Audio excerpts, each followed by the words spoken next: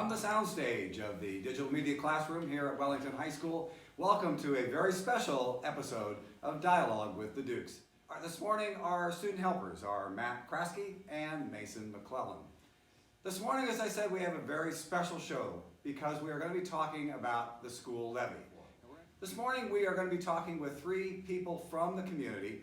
I think all of you know all of them, but Mr. Ed Weber, the superintendent of the Wellington School District, Mr. Terry Mazzoni, who is the vice president and past president of the Kiwanis Club here in Wellington, and Mrs. Sarah Palmason. She is a teacher here at Wellington High School. So welcome to all three of you.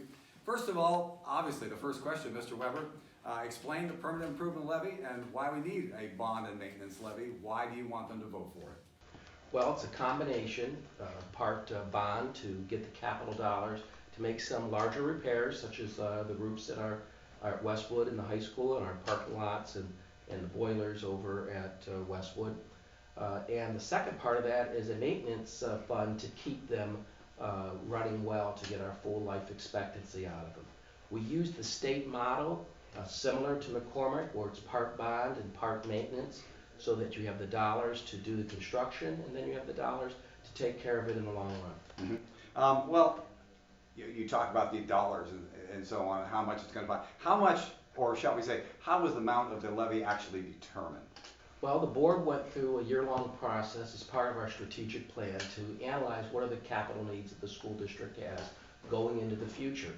The primary concern the board has is they don't want to repeat past mistakes, which is waiting until a catastrophe happens or a facility breaks or something stops working, that they want to have a proactive plan. Mm-hmm. And by doing so, we analyzed what our upcoming needs would be, how much that would be, and it came to about $8 million, $9 million.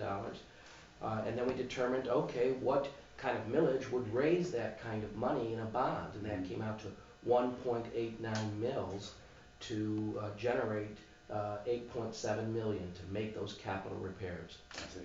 And then the second part was to copy the state again with this maintenance fund. At McCormick, when you passed that construction project, there was a $500,000 put as part of a PI levy, a permanent improvement, to keep that school in good shape for its 50-year or longer life expectancy. So we modeled that. If we wanted Westwood and the high school to also have a $500,000 maintenance fund, half of each of those would be one total. So that's why we came up with $1 million of maintenance funds, and that would be half for half for Westwood and half for the high school. I understand. Now, Mr. Mazzoni, as I said, you're a past president and now vice president of the Kiwanis Club. Why is the Kiwanis Club, as you kind of representing the people here in Wellington, why is this important for the village? Well, Kiwanis has been around since 96 years and is really there for one purpose, is to support the youth of our community. And this program does. We also believe that the best form of maintenance that you could do is the cheapest form of maintenance is preventative maintenance. Mm-hmm. We haven't done a very good job here in Wellington of doing the preventative part. We waited till our old middle school was practically condemned. It was the oldest school facility and the worst school, declared the worst school facility in the state of Ohio. We waited for our bleachers to be condemned by the insurance company. Our track hasn't been used in 25 years because we don't have the dedicated funds for permanent improvements. This is what we're going to do with this. We've taken a position at the middle school, we're going to maintain it. Yet we've got a high school that needs improvements. We have an elementary school that needs improvements. Elementary school is one of the few schools in the area without air conditioning. Well, that puts us at a disadvantage for our students. So those were the things that we looked at as Kiwanis, and we want the kids, our kids, to have a good learning environment. Well, now we bring it down to the school level with Mrs. Palmason. What's your connection to Wellington and the school system? I'm actually a graduate of Wellington High School. I'm now a teacher here at the high school, and I'm also a parent. I have 2 children that are in the school system. Why is it important to the school to pass this levy? Well, and your point of view. sure. In terms of, just in general, my feeling is that the school is the heart of the community. Really, you see everyone kind of come together for sporting events, for other kind of events, theater, things like that. And I think it's the best way to sort of, have lots of different people coming together for the same purpose, which would be to support the students here. If the levy passes, how much is it going to, how much money, you already talked about the 8.7 million. Will it generate that 8.7 million, and how long will it last? Well, on an annual basis, if the bond is 1.89 mils, and if the levy is 1 mil, 1 mil is going to generate about $35 on the cost of a $100,000 home. And so if the 1.89 is, under 2, that would be like $70 or less, 65, somewhere in there, in regards of dollars that would generate annually. The bond part lets you get the money up front, even though you only pay for it over a series of payments. So this one here is, the state allows you to take like a long-term mortgage. So it would be 37 years of payments back on the 8.7 million. The permanent improvement generates about $225,000 a year in money coming in that would be split between Westwood and the high school for their maintenance. If the levy passes, how is the money actually going to be spent? Talk about, for lack of a better term, the brick and mortar aspect to the village, and explain how that money is going to be spent, particularly in the schools and so on. Initially, the large capital expenditures will be the roof, the heating and the HVAC, Okay. the boiling system, Okay. and the parking lots. Those are all major expenses that are up front. What we want to continue to do as part of the second layer of upgrades would be directly into our classrooms, adding the technology, doing the classroom makeovers, adding the flexible seating and the station type of learning that the students are a part of, is trying to build the collaborative learning centers rather than the traditional sit and get model. Now he's talking about spending the money, and there's obviously an economic situation here, Mr. Mazzoni. So how do the schools actually impact the economic development, not only within the village, but, statewide? Well, whenever a company is looking at coming into a community or possibly staying in the community, need to expand, why stay in the community? Right. The one thing they focus in on are the schools and the quality of the schools. And when you look around the area, many of our surrounding school districts have newer schools than what we do. We have one school that's recently built, a 50-year-old high school, a 60-year-old elementary school. So those are things that are important. I served several years on the Medina County Economic Development Corporation. The one thing they touted when the report card was structured a little bit differently, all 7 of their schools were deemed excellent. Do you think they touted that? I think they did. I know they did. Medina County, competition. They have a sales tax committed to permanent improvements. They're building new schools. They've got a replacement plan for new school buses. Those are things that we are not able to do because 80% of our budget is dedicated toward, I shouldn't be the one saying this, the superintendent should be the one citing statistics, but I know this from 40 years of living in the community, several years as an editor of a local paper, but 80% of the budget is dedicated to wages and benefits. So that only leaves like 20% for putting a new track in and for supplies and things like that. So we need to have dedicated funds to take care of the bricks and mortar, like you say, up for our village. Well, and I'm glad you brought up the fact that Medina has actually a dedicated school tax, and maybe I should be asking Mr. Weber, but from the village's point of view, do you think we should have a dedicated tax within the village? That was done on a county basis, so it isn't just going to be doing that. That's a sales tax that they have. Do you think we should? Do you think we should? That's the only county. That is the only county that in the state of Ohio that has something set up like that. And nobody else. That's one of 88 counties set up like that. It works in Medina County. Don't know if it would work in Lorain County. Looking at investment, Ms. Palmason, do you see this levy as an investment in the community from the school point of view? Absolutely. I think in the community, our best resource here is the students. I mean, if we're looking forward to making sure these students are prepared for competitive work, competitive employment, we have got to have a safe learning environment. We have to have the appropriate structures. We have to have the appropriate resources. And you have to take care of those basics first, the roof, the heating and air conditioning, so the students are comfortable and ready to learn.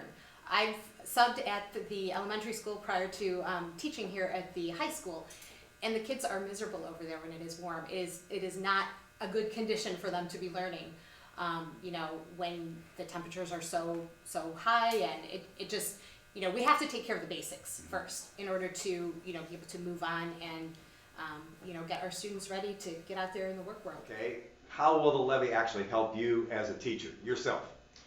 Well, actually, I was a lucky recipient of a room makeover grant. I work with the special education population, and the way my room was set up prior to the grant, there were some major mobility issues in terms of students in wheelchairs being able to actually use the space. So we were able to kind of regroup and figure out what made sense with regard to what Mr. Weber said, a more collaborative work environment. Again, that increased mobility for our students with special needs.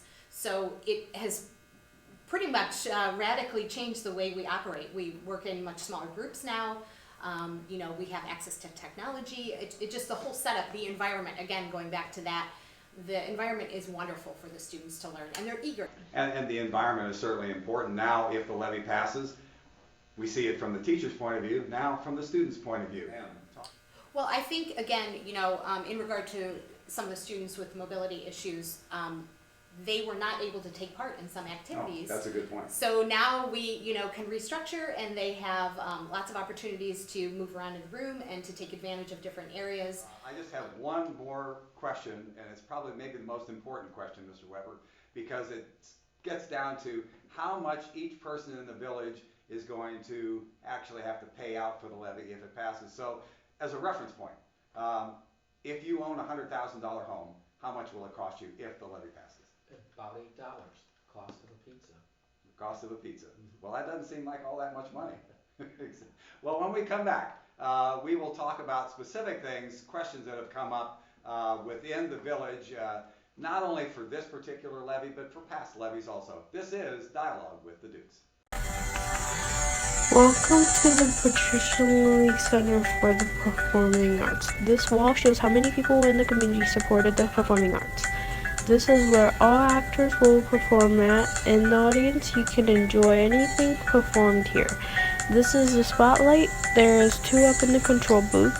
This is a light board, and this is a soundboard. The control booth is where you will learn about technical theater, to make friends, and to have fun. The Performing Arts Center is where you will make your dream come true.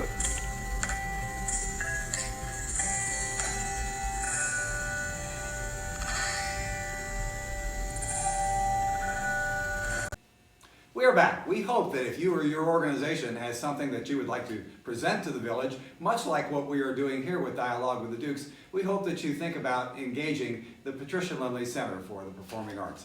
During the first portion of our dialogue this morning, we talked about the levy itself, how much it costs, how it impacts us economically, how much it impacts the classroom itself and the teachers. Now we want to talk about something more specific about things that have come up within the village due to past levies and this levy, and my experience as a precinct election officer here within the Lorain County Board of Elections. So these 2 people would like to ask questions to Mr. Weber to start out with, and we'll start with Mr. Mazzoni. Thank you, Bill. I just wasn't clear. How much money are we looking to spend on a monthly basis for a $100,000 home? Yeah, about $8. The cost of a pizza would be the monthly amount that would raise. If you look annually, basically by definition, 1 meal is $35 a year. So if you took that and divided it by 12, and then you took the bond part and divided it by 12, you get about $8 a month. Thank you. And Mrs. Palmerson, you have a question. Sure, Mr. Weber, maybe you can speak a little bit more about where the money for the room makeover grants came from and what the purpose of that was. Okay, well, I mentioned earlier our Board of Education really has adopted to operate the school system with more of a plan for the future, both academically and on the capital needs of the organization. And as part of us determining what kind of investments we needed to make, we did a couple pilot projects to determine what those costs would look like.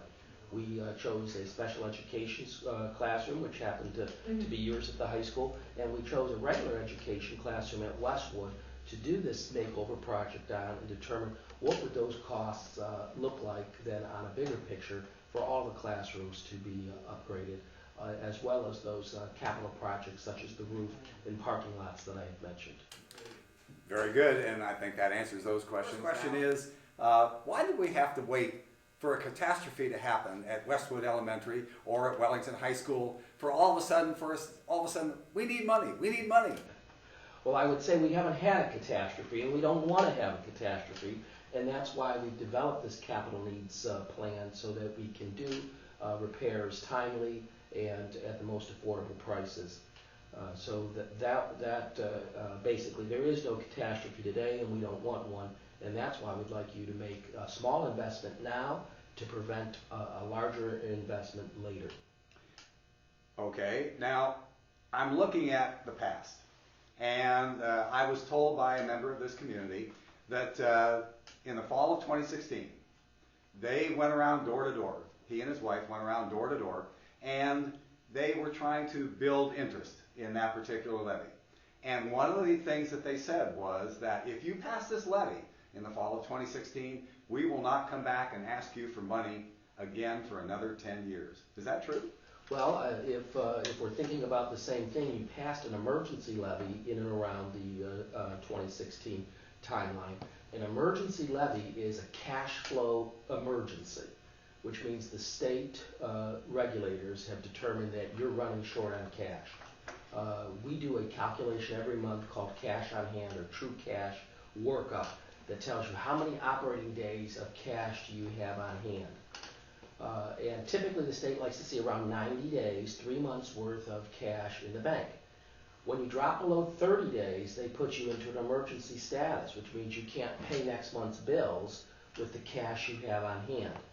And so that allows you to go for an emergency levy to bring in emergency dollars. And they did, $970,000, just under $1 million in emergency money. Emergency levies can be passed for 5 years or for 10 years. So you did a 10-year one. So the renewal on that emergency fund will come up in 10 years, which is now maybe 5 years off. But that may be where that 10-year term came up. Because of how schools are funded, your income is frozen. So that $970,000 is still $970,000. And when property values go up or new homes are built, they roll back that millage. And if your tax bill was like mine this past half a year, if you looked at the school allocation, my contribution to Wellington schools actually went down a few dollars because they rolled that millage back. And that frozen condition on a school budget, when you have wages, utilities, healthcare costs that always go up, and programming you want to provide for the students, you have to continually come back to your community and say, we need an increase. I wonder if the village actually understood that, though, because when they went out and they said, you won't need something for another 10 years. Well, not quite totally true, huh? Well, in theory, you need something every year. And whether that's a little bit that you ask every year or you ask for a larger amount to get you through multiple years. But you either have to build up a surplus to pay for deficits or you need to budget a little bit for each year going forward. I'm going to ask a question. For me, I'm a village person, okay? And I'm going to say I currently live at the poverty level. I barely have enough money to put food on the table for me and my family. How can I possibly afford to pay maybe $8 a month. Yeah, you say it's the cost of a pizza, but $8 times 12. How can I afford to actually pay for a levy on my salary or what I have to provide to my family? That's always a big question or a difficult question for people to answer. And certainly for me to make financial decisions for you is probably not the right thing to do. But I could talk about it conceptually in the sense that senior citizens often have grandchildren in the school, and they want to invest in them, or if they're not their grandchildren, they're kids that they know, and they want to invest in them. I would point out that Wellington's not asking for more money than what other schools already pay. And so, to some degree, you could say that Wellington's trying to play catch-up for a lot of years of not having an organized plan. And so if other communities are somehow making these types of investments, the generous community of Wellington, I think, would want to do the same thing, given that they understood the financial ramifications of it. And where each of us don't like to pay necessarily more in taxes, we often process that decision that it's worth it. Mm-hmm. Here's another question along the same lines. I'm a single parent. I have 3 kids in the Wellington School District. I would love to help the district. I'm very invested in the district, but I can't really afford to spend more money with my 3 children being a single parent. Mm-hmm. How do I actually see a levy passed where I have to spend more money? Mm-hmm. Well, any levy that passes would result in spending more money for the time being, but it will also be rolled back. If you look back into the 1970s, you were collecting 35.5 mils of property tax. Now we're down to 20 mils. So those rollbacks have actually lessened. As I mentioned, my bill for school taxes went down $2. I'm just asking to get that $2 back. So in theory, we could make an academic argument that we would just like you to pay what you were paying a couple years ago, and not necessarily take new dollars out of your pocket. Mm-hmm. Well, and there's something else that's going on in Lorain County right now, very important, that being Ed Choice. And looking at Ed Choice and open enrollment, how does that actually impact our school levy and our school district itself? Well, the hardest part for Ed Choice, because we have some students on that program, we don't have a whole lot on it, have about 6 students enrolled in the Ed Choice program. The difficult part of it is how long it lasts. So where this year our cost was $30,000 for Ed Choice, if you amortize it out of the 12 years that they're allowed to collect those funds, you're looking at $360,000 or up closing in on $500,000 of local tax dollars that's being siphoned off. Instead of coming to our school, they're going to private parochial schools. And that just makes our financial decisions more difficult. Okay, good. Now, this question may, shall we say, maybe designate or identify what person this political that identified with a particular political party. The question being, okay, you're asking for more money. It sounds just like Betsy DeVos and her charter school system.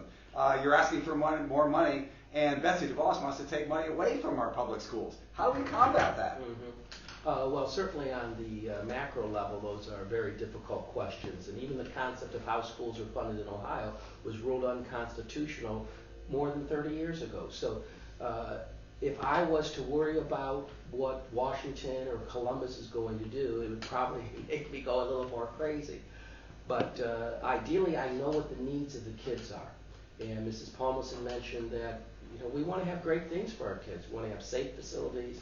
We want to have modern facilities. We want to have a 21st century technology-based classroom. And to make those kind of investments, I want to worry about what I can do. And I can help these kids today and tomorrow by making a small investment in this levy. And then hopefully in the generations to come, our nation and our state will work out these needs. But there's no better investment than an investment in a child. Now I'm going to ask Mrs. Paulson a question, because she already talked about it a little bit, the fact that the football and track, which Mr. Mazzoni talked about, I'm going back to being an old person. Okay. I don't have anybody in the school district. I've never had anybody in the Wellington School District. Why do we spend the money on these things? And I personally don't think we spend our money wisely. I kind of look at the situation that we're in, and this I think sort of speaks to the greater good of the community here and the people who live here. When there's a crisis in our community, whether it's a fire, a house fire, an illness, something like that, our community comes together and we help everyone who lives here, whether you know that person or not. So whether you have a student here in the school district or not, you know, we're all here together to help each other. And I can think of no better way to help our community and, you know, keep it healthy and lively and vibrant and growing than to, you know, invest in the school district. And I just wanted to ask Mr. Weber a question about, we've supplemented our budget here through grants. I don't know what the total amount is, but I know there's been some large grants that have been awarded to Wellington to help supplement and keep some of our other costs down. Yeah, we're managing a series of larger federal grants that have been funneled towards our academic programs, just under $5 million. They don't last forever. Some of them are on a 5-year cycle, some are on a 4 or 3, but they are here today, and we are implementing a number of academic initiatives that have been funded and actually have had some really great early results. Our school report card's gone up a couple letter grades in the past year, and so we're excited about that. Our potential to be even better is certainly within reach, but these grants are not taking care of brick and mortar, and they're not hiring more teachers, and they're not giving dollars to pay teachers a wage increase. All of which you could make a significant argument that are needed and appropriate investments. I would say that our starting wages for our teachers is well below where it should be, and that our capital needs have yet to be really established and properly budgeted for. So if we're looking at the long-term viability of our organization, we have to make this capital project investment, and we're going to have to recognize that our workforce is worth investing in, and that our starting wages for our teachers is well below where it should be. And so in the next number of years, these are things we have to address to make this organization a strong, vital, and high-performing school system. I have just one more question, and I'm going to pick on Mr. Weber again, and I'm going to be the infamous I. I'm an old person. I vote in all the elections. So do all my friends. And as a precinct election officer, I can tell you, all the old people vote. I'm sick and tired of the school district asking for more tax money every election. Why is it different this time? Well, I mean, I think that we're having the courage to ask, and we need to have the courage to ask. I mentioned earlier that the funding system is the funding system, and we could make arguments that we don't like it. But certainly investing in the young people of this community is a top priority, and that for an individual person, you could make the argument that we're not asking for more money. We're asking for some of the money you used to pay, and now you pay us less. So I think that is something we have to also come to understand, that the school's on a frozen budget. We don't get a cost of living increase. We are frozen until our community gives us more. And we need to be asking for more because we don't want less. We want our students to be able to have a vibrant educational program, and that requires some commitment on behalf of the community. I want to also dispel a little bit about that senior citizens don't support schools, because the data says they do, and that senior citizens on a macro scale vote very much in percentage to the general population. So I mentioned earlier that senior citizens have grandkids in the school, and nobody spoils kids more than a grandparent. So you could make the argument that a senior citizen is the best friend of the school district. It may not feel that way on a micro level or on an individual level, and I mentioned before, every person has to make a decision based on their own budget. But I think if you look at all the facts on it, we really aren't asking for more dollars than you used to already pay. We're asking you to kind of even up the coffer a little bit and put in what you used to be putting in, and the school system needs that. Well, we would very much like to thank Mr. Ed Weber, the superintendent of the Wellington School District, Terry Mazzoni, who is the vice president and past president of the Kiwanis Club, and Mrs. Sarah Palmason, who is a teacher here and can give and could actually look at from the ground floor. I guess you'd have to say the ground floor of what a levy and how it actually is. So we certainly hope that we've educated you. We have looked at the ramifications, and we hope that you have by watching this program, you've been able to actually see where and why the money is that is being asked for this levy. We'll be back again next week with another episode of Dialogue with the Dukes.